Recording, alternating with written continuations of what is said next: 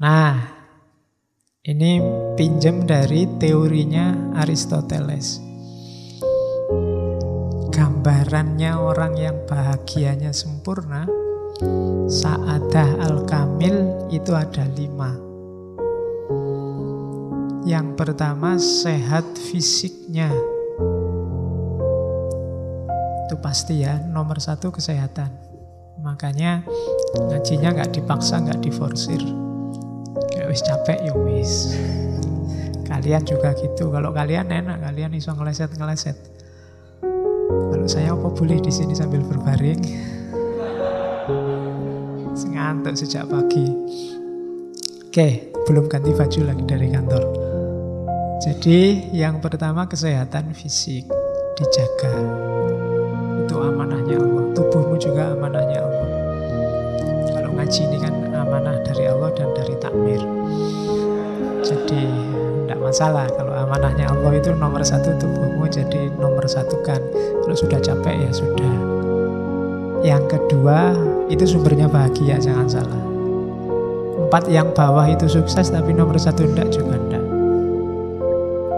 Banyak orang hartanya banyak tapi sakit-sakitan juga sumpek. Terhormat tapi sakit-sakitan ya sumpek. Jadi yang pertama sehat fisik, yang kedua mal, kepemilikan harta, yang ketiga kehormatan. Cuma kehormatan itu di kalangan orang terhormat. Kehormatan di kalangan yang tidak terhormat itu bukan kehormatan. Saya itu terkenal loh Pak di kalangan gendo-gendo itu misalnya ya. Nah, itu bukan kehormatan.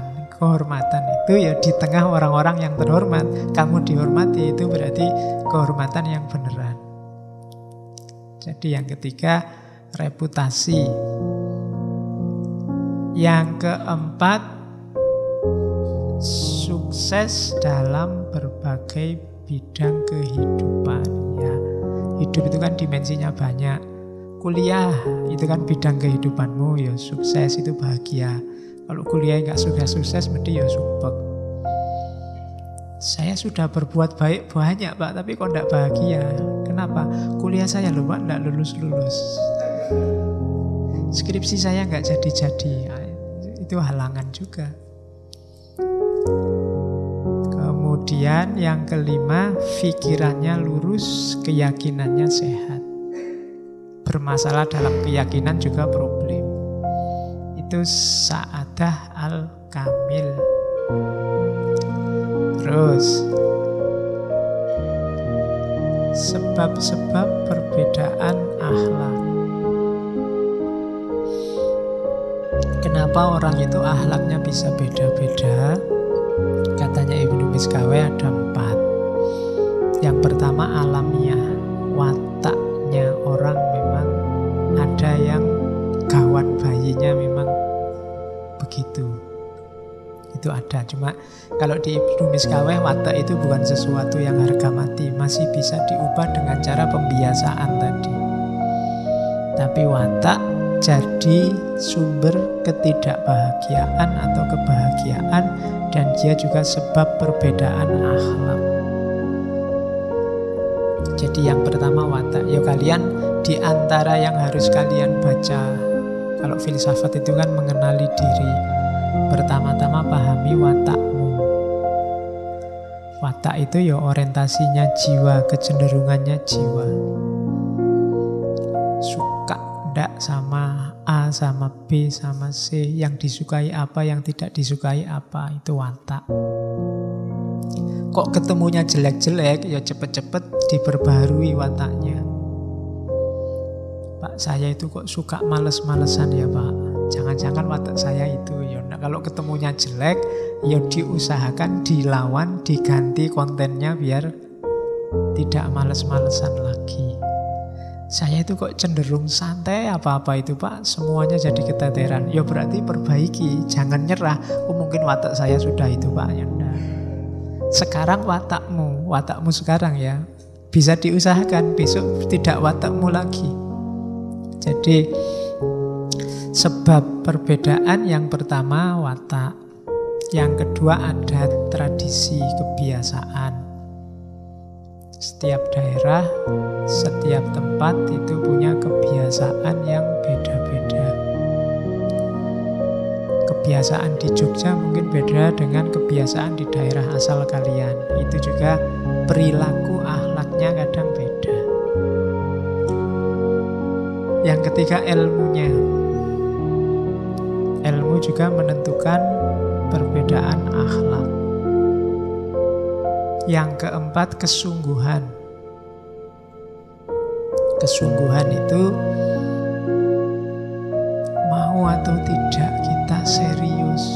Ada yang ilmunya sudah dalam, sudah ngaji filsafat sejak sesi pertama sampai hari ini, malam hari ini. Cuma ya wis ngaji ya lewat ngaji aja, tidak ada manfaat praksisnya. Nah, itu tingkat kesungguhan. Padahal ada yang baru datang 2 malam Rebu ini sudah keluar wis koyo filosof kayaknya. Dan ada yang kayak gitu. Nah, itu ya mungkin begitu ngaji 2 minggu ini udah belum wajar serius terus wis ilmunya jeru langsung tiba-tiba dalam. Nah, itu tingkat kesungguhan menentukan. Jadi watak kita ini, modal-modal kita, kebiasaan kita, ilmu kita, kesungguhan, 4-4-nya bisa diubah. Bukan sesuatu yang harga mati kayak NKRI. Jadi dia sesuatu yang bisa, kalau memang kontennya jelek, sungguh-sungguh kok isinya jelek ya jangan. Atau pengetahuan kita tentang yang jelek-jelek bisa diubah, ditambah. Atau pengetahuan kita sedikit ya ditambahi. Kebiasaan, kalau adat kita jelek ya diowah, watak jelek ya diowahi. Jadi 4 hal itu modal kita untuk menjalankan perilaku akhlak, sekaligus dari situlah setiap orang level akhlaknya beda-beda. Karena beda dalam menggeluti 4 hal itu. Terus tadi kan halun lin nafsi. Sekarang ayo belajar membaca nafas kita, jiwa kita.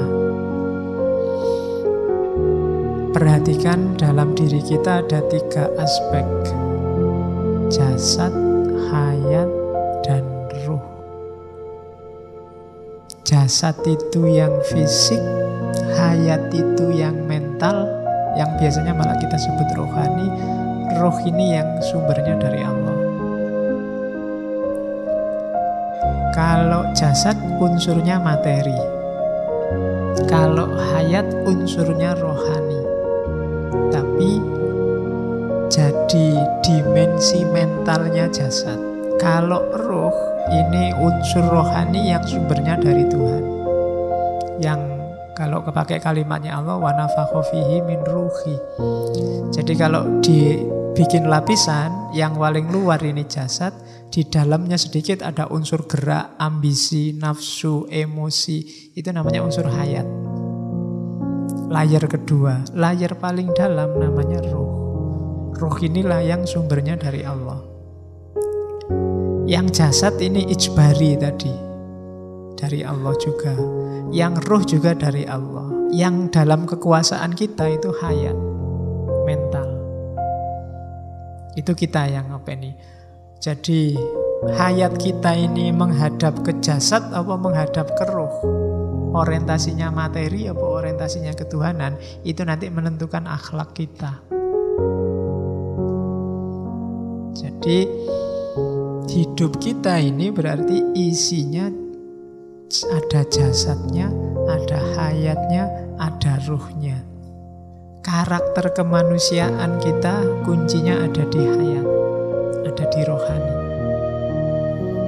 Semoga dia ngadepnya ke roh, ke kesejatian, ke Allah, bukan ke jasad.